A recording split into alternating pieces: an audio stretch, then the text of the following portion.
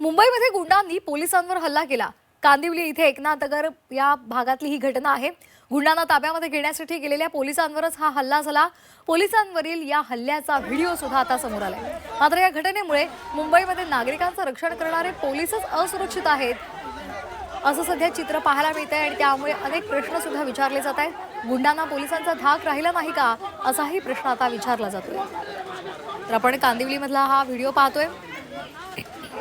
कांदिवलीमध्ये गुंडांनी पोलिसांवर हल्ला केलेला आहे, त्यामुळे मुंबईमध्ये पोलीसच असुरक्षित असल्याचं चित्र पाहायला मिळालंय।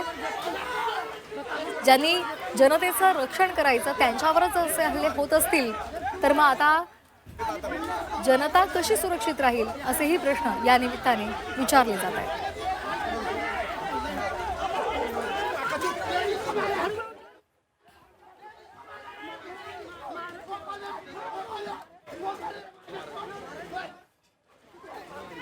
मुंबईमध्ये गुंडांनी पोलिसांवर हल्ला केलेला आहे।